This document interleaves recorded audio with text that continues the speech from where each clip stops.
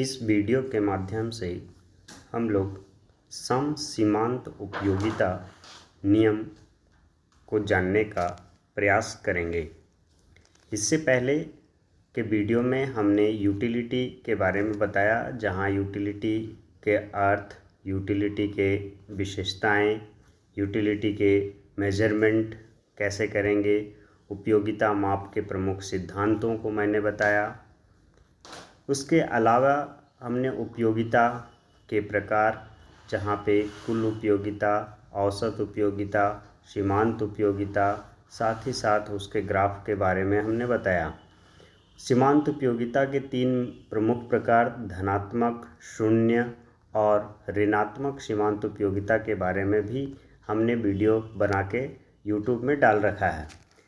साथ ही साथ उपयोगिता के तीसरे पार्ट में हमने ह्रासमान सीमांत उपयोगिता के नियम, उसके मान्यताएं, फिर उसका हमने कुल उपयोगिता और सीमांत उपयोगिता के साथ संबंध, कुल उपयोगिता और सीमांत उपयोगिता के बीच संबंध को हमने टेबुलर और ग्राफिकल प्रेजेंटेशन के माध्यम से भी बता चुका है।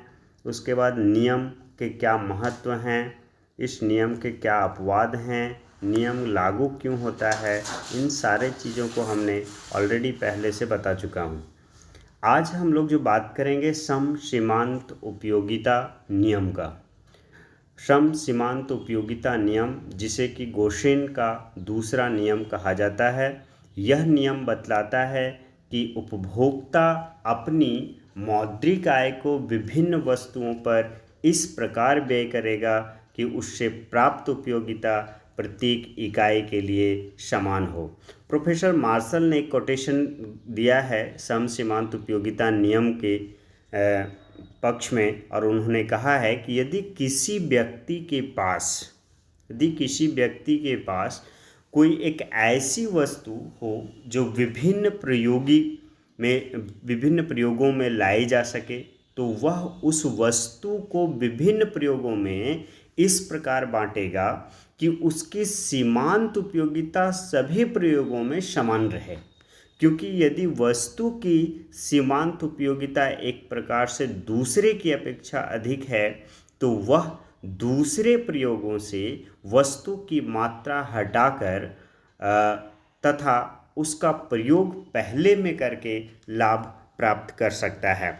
अर्थात कहने का मतलब है कि सम सीमांत उपयोगिता नियम के संबंध में एक व्यापक विचार प्रस्तुत करने का काम प्रोफेसर मार्शल ने किया है, और उनके परिभाषा से यह स्पष्ट भी होता है कि यदि हम उनकी परिभाषा को ध्यान से देखें तो यह स्पष्ट होता है कि मुद्रा को सम्मिलित कर देते हैं। वे क्या है कि मुद्रा को सम्मिलित कर देते हैं, मुद्रा को एक साथ सामंजस्य स्थापित करने का काम करते हैं। तब उन्होंने अर्थात कहने का मतलब है कि वस्तु के ही समान मुद्रा को भी एक से अनेक आवश्यकताओं की पूर्ति में लगाया जा सकता है। अर्थात मुद्रा के भी वैकल्पिक प्रयोग किए जा सकते हैं। ये चीज़ें प्रोफेसर मार्शल के डेफिनेशन से स्पष्ट होता है ना। उसके बाद हम लोग सम सीमांत उपयोगिता नियम के मान्यताओं पर पहुंचते हैं। तो 4 प्रमुख मान्यताएं, एजम्पशंस मान लिए गए हैं। सम सीमांत उपयोगिता नियम तभी लागू होगा जब ये मान्यताएं वर्क करेंगे, जिसमें से फर्स्ट है उपभोक्ता का विवेकशील होना। उपभोक्ता का विवेकशील अर्थात कहने का मतलब है, जैसा कि हम लोग जानते भी हैं कि मानव क्या है, मानव को ही हम लोग उपभोक्ता कहते हैं, और वे उपभोक्ता एक विवेकशील प्राणी है, एक रैशनल कंज्यूमर्स के नाम से जानते हैं। अर्थात कहने का मतलब है जो भी उपभोक्ता किसी वस्तु का उपभोग कर रहे हैं, वे अपनी आय को सोच समझकर व्यय करता है। जो भी खर्च है, पैसा है उसके पास, तो जो खर्च करेगा पैसा वो बहुत ही सोच समझकर खर्च करते हैं। ये है विवेकशील होने का मतलब। सेकेंड पॉइंट है कि उपभोक्ता की रुचि फैशन में परिवर्तन न होना चाहिए। मैं ये बताना चाहता हूँ कि जब हम कंज्यूमर्स की बात करते हैं ना, या मानव की बात करते हैं, तो मानव की आवश्यकताएं, इच्छाएं अनंत हैं, है ना। जहाँ पे रुचि, फैशन जो समय दर समय चेंज होते जाता है, तो ये सम सीमांत उपयोगिता नियम तभी लागू होगा जब उपभोक्ता की रुचि, फैशन में परिवर्तन नहीं होगा। अर्थात कहने का मतलब है कि एक सामान्य उपभोक्ता को यहाँ पे मान के चला गया है। यदि रुचि फैशन में परिवर्तन होता है तो वैसे स्थिति में यह नियम लागू नहीं हो सकता है। तीसरा जो एजम्पशन है वो ये है कि मुद्रा की सीमांत उपयोगिता का स्थिर होना। अर्थात यह भी मान लिया गया है कि मुद्रा की सीमांत उपयोगिता जो है, अर्थात मुद्रा की मात्रा के कम अथवा ज़्यादा होने पर भी उसकी सीमांत उपयोगिता स्थिर होगी, उसमें किसी प्रकार का कोई परिवर्तन नहीं होगा, क्योंकि मुद्रा का एक अपना इम्पोर्टेंस है। ठीक है। And the last fourth number, उपयोगिता को मुद्रा रूपी पैमाने से मापा जा सकता है। ठीक है। चूँकि मनी जो है ना, मनी के टर्म्स में प्रोफेसर मार्शल ने कहा था कि उपयोगिता को मापने के लिए मुद्रा की इकाई का प्रयोग करते हैं। मतलब किसी वस्तु को खरीदने में जितना खर्च हो रहा है, जितना उस वस्तु का प्राइस है, जितना में हम उसको खरीद रहे हैं, वो उसकी उपयोगिता को बताता है। अर्थात कह सकते हैं कि उपयोगिता को मुद्रा रूपी पैमाने से मापा जा सकता है। तो इन सारे मान्यताओं के बावजूद ये नियम, अर्थात सम सीमांत उपयोगिता नियम, principal of equi marginal utility लागू होता है ना। जब हम आगे बात करते हैं तो अब इसके रेखा चित्र और तालिका के द्वारा अब इस नियम की को हम प्रस्तुत करने जा रहे हैं, जहाँ पे आप देख पा रहे हैं व्यय की गई द्रव्य की विभिन्न इकाइयाँ जो 1 से 10 तक है। गेहूं से मिलने वाले दो विभिन्न वस्तुएं, एक जिसमें से एक चावल है, दूसरा गेहूं है ना। दोनों सब्स्टिट्यूट कह सकते हैं, प्रतिस्थापक वस्तुएं।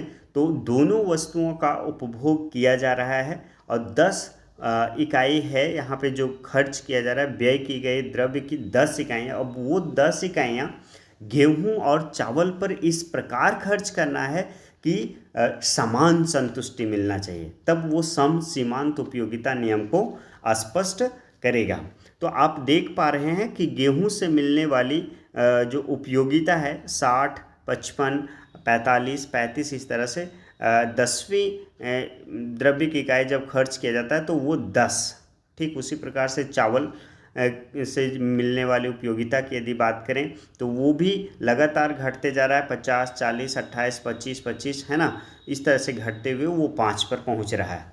कुल मिला के यदि हम देखें तो अगर सम सीमांत उपयोगिता के, ये तो सीमांत उपयोगिता है, गेहूं से मिलने वाली उपयोगिता जो है सीमांत उपयोगिता, चूँकि आपको हमने पहले वाले वीडियो में बता चुके हैं कि किस प्रकार सीमांत उपयोगिता का नेचर होता है। हमने बताया है कि सीमांत उपयोगिता ह्रास नियम के अंतर्गत जैसे जैसे किसी वस्तु का लगातार उपभोग किया जाता है तो उससे मिलने वाली संतुष्टि लगातार घटती चली जाती है। जो यहाँ पे आप देख भी पा रहे हैं, गेहूं से मिलने वाली सीमांत उपयोगिता जो लगातार घट रही है, चावल से मिलने वाली सीमांत उपयोगिता जो लगातार घट रही है। ठीक है। जैसे जैसे व्यय की गई द्रव्य की इकाइयाँ बढ़ती जा रही है ना। तो अब ये व्यय की गई द्रव्य की इकाइयों को कैसे खर्च करना, देखिए जो सबसे अधिक उपयोगिता, चावल और गेहूं मिला के जो सबसे अधिक उपयोगिता मिल रही गेहूं से, जो 60 के बराबर है।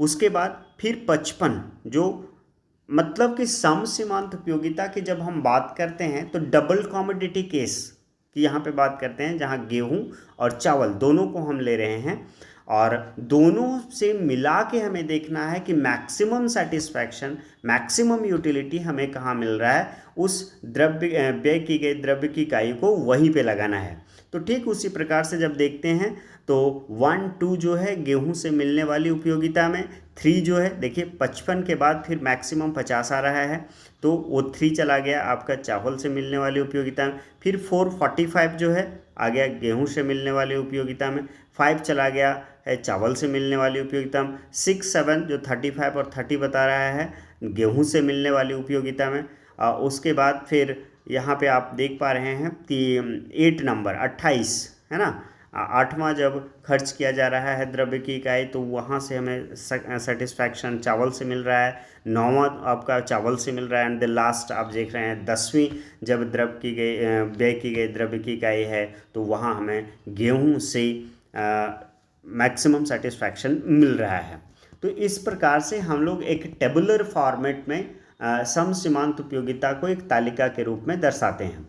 अब इसका जब हम ग्राफिकल प्रेजेंटेशन करते हैं तो ये है ग्राफिकल प्रेजेंटेशन, जहाँ पे आप देख पा रहे हैं कि दो सीधी लाइन, एक चावल का एक गेहूं का, जो दोनों ह्रासमान सीमांत उपयोगिता नियम को बता रहा है। लेकिन क्यू बिंदु पर जहां हम बात करते हैं, क्यू बिंदु पर गेहूं से मिलने वाली उपयोगिता और चावल से मिलने वाली उपयोगिता आपस में बराबर हो गया है। ठीक है, आपस में बराबर हो गया है जब गेहूं से मिलने वाली 7वीं इकाई और चावल से मिलने वाली चौथी इकाई, ठीक है, चावल से मिलने वाली चौथी और 7वीं इकाई को अगर हम लोग देखते हैं तो वैसे स्थिति में, 7वीं नहीं 6ठी इकाई की अगर बात करें तो वैसी स्थिति में यहाँ पे हमारा गेहूं और चावल से मिलने वाली सीमांत उपयोगिता आपस में बराबर हो जाता है जब हम मुद्रा की विभिन्न इकाइयों को खर्च करते हैं। तो ये टेबल और ग्राफ हमारा सम सीमांत उपयोगिता को दर्शाता है। नेक्स्ट अब हम आगे बढ़ते हैं। तो सम सीमांत उपयोगिता नियम के महत्व, what are the importance of principle of equi marginal utility. तो सम सीमांत उपयोगिता नियम के महत्व का विचार प्रोफेसर मार्शल के एक स्टेटमेंट से लगाया जा सकता है। उन्होंने कहा था कि प्रतिस्थापन का सिद्धांत आर्थिक खोज के लगभग प्रत्येक क्षेत्र में लागू होता है। ठीक है, लगभग प्रत्येक क्षेत्र में लागू होता है। इस स्टेटमेंट से ही स्पष्ट होता है कि what are the importance of principle of equi marginal utility, और उसके महत्व को, इसके इम्पॉर्टेंस को 6 विभिन्न पॉइंटों के माध्यम से यहाँ पे स्पष्ट किया गया है, जिसमें से आप देख पा रहे हैं नंबर 1 उपभोग के क्षेत्र में। ठीक है, तो सम सीमांत उपयोगिता का जो पहला इम्पॉर्टेंस है, पहला महत्व है, वो है उपभोग के क्षेत्र में। चूँकि आपको मालूम है उपभोक्ता अपने सीमित साधनों से किस प्रकार अधिकतम संतुष्टि प्राप्त करता है, सम सीमांत उपयोगिता नियम के आधार पर ये स्पष्ट होता है। ठीक है, साथ ही अभी आपने टेबल भी देखा और उस टेबल के माध्यम से आप देख पा रहे थे कि विभिन्न व्यय की गई मुद्रा की इकाई से किस प्रकार से उसे सेटिस्फैक्शन, किस प्रकार से उसकी उपयोगिता मिल रही थी। तो ये उपभोग के क्षेत्र में इसका इम्पॉर्टेंस बहुत ज़्यादा है। नेक्स्ट है उत्पादन के क्षेत्र में। ठीक है, उत्पादन के क्षेत्र में भी इसका इम्पॉर्टेंस है।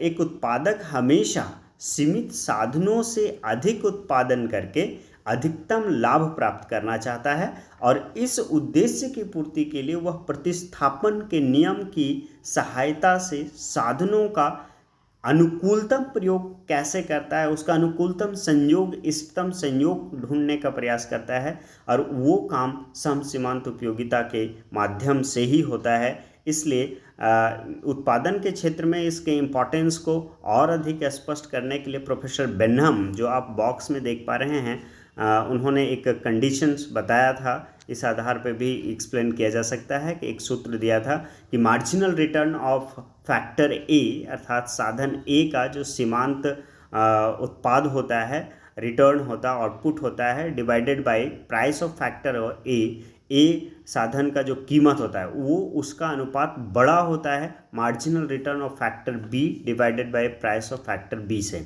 तो ऐसी दशा में आगे उन्होंने कहा कि ऐसी दशा में उत्पादक बी, मतलब जो सिचुएशन आप ऊपर देख रहे हैं, इस सिचुएशन में उत्पादक बी साधन की मात्रा को कम करके, है ना, कम करके ए साधन की मात्रा को बढ़ाता है। वह इस क्रिया को तब तक लागू रखेगा जब तक, कब तक ये सिचुएशन कंटिन्यू रहेगा, तब तक होगा जब तक कि marginal return of factor A divided by price of factor A equal to marginal return of factor B divided by price of factor B ना हो जाए। ठीक है, मतलब ग्रेटर नहीं चलेगा, लेस नहीं चलेगा, इक्वल होना चाहिए। सम सीमांत उपयोगिता नियम का यही एक सबसे बड़ी खूबी है कि इसमें इक्वालिटी बना के रखता है। नेक्स्ट पॉइंट है, जो नेक्स्ट इंपॉर्टेंस है वो है विनिमय में महत्व, विनिमय के क्षेत्र में महत्व है। ठीक है, तो सम सीमांत उपयोगिता का इम्पोर्टेंस विनिमय क्षेत्रों में भी है, विनिमय में भी इसका महत्व है। जब कभी किसी वस्तु के मूल्य में वृद्धि होती है तो उपभोक्ता महंगी वस्तु के स्थान पर सस्ती वस्तु का मांग करता है। यह प्रतिस्थापन तब तक चलता रहता है जब तक कि उन दोनों में सीमांत उपयोगिता लगभग बराबर न हो जाए। ठीक है, तो यहाँ भी यही चीज़ हम लोग देखते हैं कि हम विनिमय की सीमाओं का निर्धारण कैसे कर सकते हैं, वो सम सीमांत उपयोगिता नियम के आधार पर स्पष्ट होता है। नेक्स्ट जो है वितरण के क्षेत्र में, वितरण के क्षेत्र में इम्पॉर्टेंस इन डिस्ट्रीब्यूशन है ना, उत्पादन के साधनों के सहयोग से ही उत्पादन संभव है, ऐसा आपको मालूम है। Production is a function of land, labour, capital, organisation, entrepreneurs. और नेशनल इनकम का जब हम डिस्ट्रीब्यूशन करते हैं तो लैंड को मिलता है आपका रेंट मिलता है, लैंड को, कैपिटल को इंटरेस्ट मिलता है, लेबर को वेजेज मिलता है, फिर आपका इंटरप्रेन्योर्स को प्रॉफिट मिलता है। तो ये जो डिस्ट्रीब्यूशन का एक सर्कुलेशन है ना, वो इसका इम्पॉर्टेंस कितना बड़ा हो जाता है ये आप समझ सकते हैं। उत्पत्ति के विभिन्न साधनों का पुरस्कार, जो भी हम बताएं, लैंड, लेबर, कैपिटल, ऑर्गेनाइजेशन, तो उसको जो रिवार्ड दिया जाता है, उसको जो पुरस्कार दिया जाता है, चाहे वो रेंट लगान के रूप में हो, चाहे वेज मजदूरी के रूप में हो, इंटरेस्ट ब्याज के रूप में हो, या तो फिर प्रॉफिट लाभ के रूप में हो, तो पुरस्कार सीमांत उत्पादन के सिद्धांत के अनुसार ही निश्चित होता है। ठीक है, ये एक जो सबसे इम्पॉर्टेंट बात है वो यही है कि उसको जो पुरस्कार दिया जाता है वो सीमांत उत्पादन के सिद्धांत के अनुसार ही निश्चित होता है, और प्रत्येक साधन को उसकी सीमांत उत्पत्ति के अनुसार ही पुरस्कार दिया जाता है। तो ये सम सीमांत उपयोगिता का इम्पोर्टेंस यहाँ पे हो जाता है। नेक्स्ट बात करते हैं हम लोग राजस्व के क्षेत्र में। ठीक है, इम्पोर्टेंस इन क्या बोलते हैं, पब्लिक फिनेंस। ठीक है, पब्लिक फिनेंस में इसका भी इम्पोर्टेंस बहुत अधिक हो जाता है।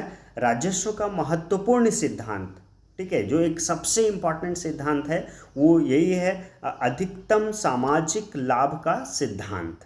ठीक है, मैक्सिमम सोशल एडवांटेज थ्योरी जो है वो राजस्व का एक सबसे इम्पॉर्टेंट सिद्धांत है। वहाँ भी हम लोग सम सीमांत उपयोगिता, जो यह नियम जो है वो भी सम सीमांत उपयोगिता नियम पर ही आधारित है।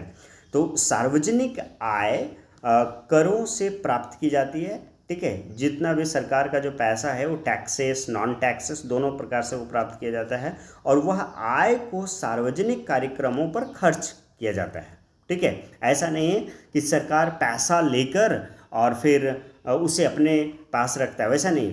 सरकार जो है लोगों से टैक्स के रूप में, नॉन टैक्स के रूप में पैसा लेकर, और फिर लोगों के ऊपर ही सरकार समाज के कल्याण के लिए ही पैसे को खर्च करती है। ठीक है, तो इस व्यवस्था से हमें दो चीज़ें स्पष्ट होती हैं, जिसमें से नंबर 1 है कि करारोपण से करदाताओं का त्याग बढ़ता है। ठीक है, जब टैक्सेस लगाया जाता है तो जो टैक्स पेयर्स है, जो करदाता हैं, उनको सेक्रीफाइस करना पड़ता है, उन्हें पैसों का त्याग करना पड़ता है। और दूसरा जो इम्पोर्टेंट चीज़ है, सार्वजनिक व्ययों से लोगों को लाभ तथा उपयोगिता प्राप्त होती है। ठीक है, और जब सरकार खर्च करती है, विद्यालय खोलती है, हॉस्पिटल्स खोलती हैं, टीचर्स का बहाल करती हैं, रोड बनाती हैं, बिजली सेवा उपलब्ध कराती हैं, विभिन्न प्रकार के जो समाज में कल्याण के काम करती हैं सरकार के द्वारा, तो उससे क्या होता है, उससे उपयोगिता लोगों को मिलता है। ठीक है, अतः सरकार के सामने यह समस्या आती है कि वह किस सीमा तक कर लगाए और किस सीमा तक व्यय करे। तो इन सारी चीज़ों को ध्यान देने में यही इम्पोर्टेंस आता है कि वो किस प्रकार से सम सीमांत उपयोगिता नियम के आधार पर ही इन सारे चीज़ों का जिक्र करते हैं। ठीक है। एंड द लास्ट आप देख रहे हैं मात्रात्मक उपयोगिता विश्लेषण। ठीक है, मतलब सम सीमांत उपयोगिता नियम का इम्पोर्टेंस मात्रात्मक, जिसे कि संख्यात्मक उपयोगिता विश्लेषण कहते हैं, वहाँ भी किया जाता है, जो प्रोफेसर मार्शल के द्वारा दिया गया ये है कार्डिनल यूटिलिटी अप्रोच या एनालिसिस, जहाँ पर प्रोफेसर मार्शल ने कंज्यूमर्स इक्विलिब्रियम को इसके आधार पर, सीमांत उपयोगिता के आधार पर दर्शाने का काम किया है।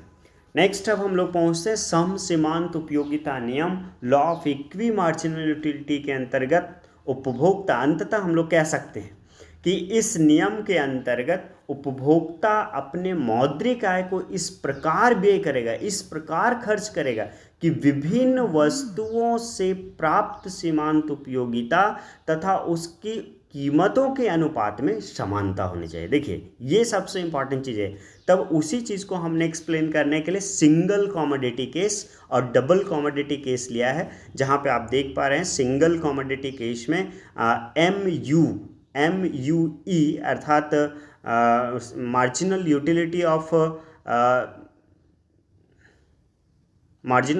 ऑफ गुड्स जो है वो बराबर होना चाहिए marginal utility of x by P x के। ठीक है, और जब हम डबल कमोडिटी केस की बात करते हैं तो marginal utility of X divided by P X is equal to marginal utility of Y divided by P Y is equal to marginal utility of M, अर्थात मुद्रा की सीमांत उपयोगिता के बराबर होना चाहिए। तो समसीमांत उपयोगिता को स्पष्ट रूप से समझने के लिए हमने सिंगल कमोडिटी केस और डबल कमोडिटी केस का सहारा लिया है। नेक्स्ट अब हम लोग आते हैं इसके आलोचनाएं में। क्या बहुत सारे क्रिटिसिज्म किए गए हैं, बहुत सारे आलोचनाएं किए गए हैं, जिसमें से नंबर 1 है उपभोक्ता को पूर्ण विवेकशील मानने की धारणा अव्यवहारिक है। ठीक है, अर्थात जो आलोचकों का ये मत है कि उपभोक्ता उतना विवेकशील नहीं है जितना कि उसे समझा गया है, क्योंकि व्यवहार में वह हिसाब किताब के चक्कर से बचने के लिए बिना सोचे समझे भी व्यय कर देता है। तो ये एक आलोचना किया गया है। उसके बाद सेकेंड है वस्तुओं का अविभाज्य होना।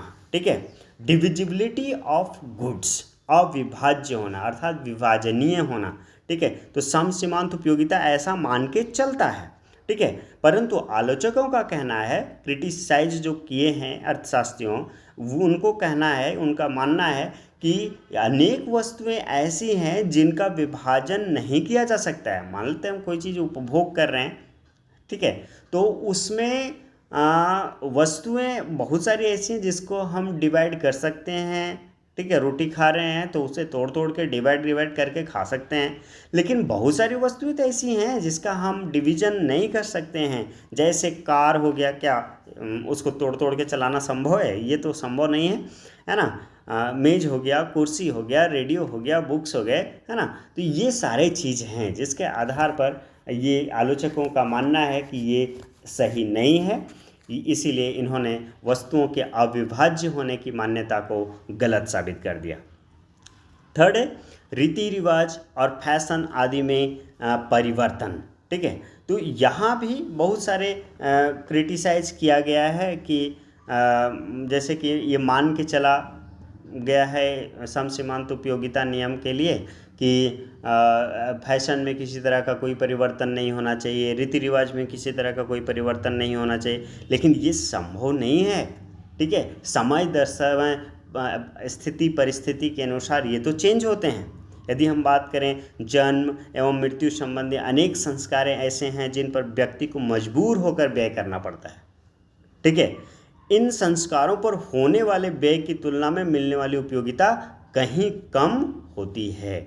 ठीक है, तो ये तो इक्वल सेटिस्फैक्शन की बात नहीं, इक्वी मार्जिनल की बात हम नहीं कर सकते हैं, इसीलिए ये क्रिटिसिज्म बन गया है। नेक्स्ट है वस्तुओं का प्राप्त न होना। ठीक है, कभी कभी उपभोक्ता जिस वस्तु का उपभोग करना चाहता है, ठीक है, वह उसे नहीं मिल पाती है।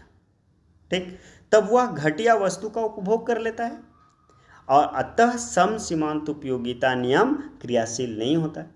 चूँकि सम सीमांत उपयोगिता नियम की जब हम बात करते हैं वहाँ तो सामान्य वस्तु, घटिया वस्तु का तो बात नहीं कर सकते हैं, ठीक है। और जब वो उपभोक्ता को वो वस्तु नहीं मिल पाता है जिसका उपभोग करना चाहता है, तो वैसी स्थिति में तो वो घटिया वस्तु का उपभोग कर लेगा, और जब वो घटिया वस्तु का उपभोग करेगा तब तो फिर उसे सम सीमांत उपयोगिता नियम लागू वहाँ पे नहीं हो सकता है, और यह नियम एक आलोचना का केंद्र बन जाता है। एंड द नेक्स्ट, उपयोगिता की माप करना कठिन, ठीक है। सम सीमांत उपयोगिता नियम देते समय तो सभी ने ये बोला, अर्थशास्त्रियों ने बोला कि यहाँ पे मुद्रा की इकाई के रूप में, एक एजम्पशंस था ना, मुद्रा की इकाई के रूप में इसको मापा जाएगा, ठीक है। परंतु इसकी माप करना मुद्रा के रूप में भी या उपयोगिता की माप करना बहुत कठिन है। प्रोफेसर हिग्स ने उपयोगिता की माप का खंडन करते हुए भी यह स्पष्ट कर दिया कि उपयोगिता एक मनोवैज्ञानिक धारणा है, ठीक है। हमने किसी वस्तु का कितना कंजम्पशन किया, कितना उपभोग किया और उससे हमें कितना संतुष्टि मिला, इसका मेजर करना बहुत ही डिफ़िकल्ट होता है, बहुत ही कठिनाई होता है, ठीक है। तो इसीलिए प्रोफेसर हिग्स ने कहा कि उपयोगिता एक मनोवैज्ञानिक धारणा है, एक साइकोलॉजिकल कॉन्सेप्ट है जिसे संख्या में व्यक्त नहीं किया जा सकता है। और प्रोफेसर मार्शल ने तो वही काम किया कि संख्या के रूप में कार्डिनल यूटिलिटी एनालिसिस का यूज किया उन्होंने, ठीक है। तो इसलिए इसका भी आलोचना किया गया है।